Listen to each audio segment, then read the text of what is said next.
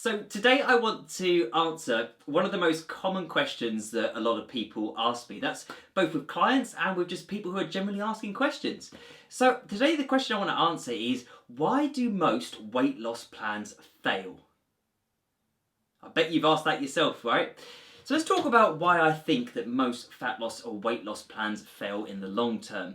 Now, really it comes down to this whole idea of motivation. If you ask someone why they failed their weight loss plan or why they fell off the wagon, nearly 9 times out of 10 the answer is always going to be motivation, right? I lost my motivation, I lost my willpower, I wasn't able to stick to it anymore.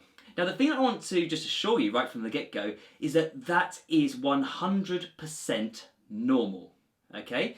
Now, we're not talking about athletes here. We're not talking about your bodybuilders. We're not talking about your physique athletes. We're not talking about anything like this. We're talking about your average Joe Public normal person. They're the sort of people that I work with. That's how I lost all my weight. I'm a very average person. Okay, so let's just start off with something, okay? So when you first start or commit to a weight loss program, diet plan, any of these sort of things, you've already taken a step, okay? Because in order to work with us, for example, you're going to have had to fill out a form and you're going to have had to come for a 90-minute consultation to start with. In order for you to get to that stage, your motivation needs to be here, okay? That means you're very, very motivated at that position. Now, the thing that I just want to get across when it comes to motivation right from the get-go is that most people are motivated by two things only. Either they're motivated because they're trying to get away from pain, or they're motivated because they're trying to get towards pleasure. Now, for most people, motivation really comes down to the fact that they're trying to get away from a painful emotion, a painful situation, or a painful way of feeling about themselves, okay? So for whatever reason, most people when they start a diet plan, they're going to be very motivated because this is the stage where they've had enough of everything. They hate being down on themselves, they hate being fatigued, they hate being stressed, and they hate looking at themselves in the mirror, okay? That's quite a lot of pain that someone's dealing with, which means they're going to be motivated. So, my friend, any plan that you follow when you're in that zone up there is going to work, okay? It won't work for the long term, but it will certainly give you at least 4 to 6 weeks normally, okay? Now, this is the model that I want to show you about why fat loss plans actually fail, is because when you're sat in that consultation and when you first start that plan, your motivation is here. But every single day, every single hour from that moment when you commit to something, your motivation is naturally going to start going on a downward curve. Why? Why is it going to go on a downward curve? The reason why it's going to go on a downward curve is basically because for every step forward you take, you're actually getting rid of pain. Because when you start seeing change in your body, when you start seeing change in your life, it's motivating, yes, but it's not as painful as it was when you were up here. So most fat loss and diet plans focus on this idea, is that you are going to hit a plateau at some point in your journey, which means your results are going to stop and you need to change something round.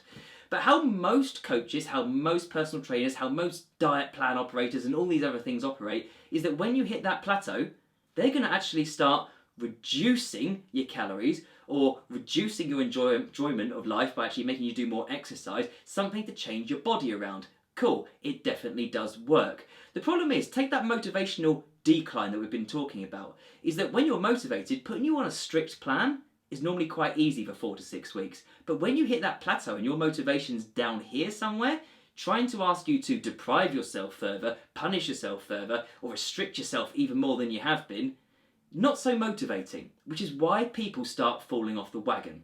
Okay? Because there is no longer any excitement, they're not as in as much pain as they were, their motivational levels are low, which is why they don't continue on with their results and get exactly what they want.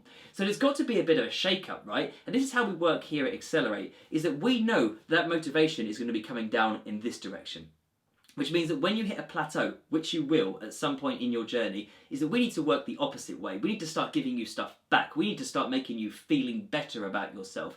We need to start getting you challenges and adventures and more excitement that actually picks you back up again. Because this is the thing, is that you are never going to be in that same place that you were when you started your plan. So you've got two choices. Either you start focusing more on freedom as you come down and less restriction and actually find a plan that works for you in the long term that you can stick to, or you start inserting more exciting things, new challenges. Maybe go and start training for a marathon, maybe start training for some big event, something that excites you again and which puts your motivation back up here.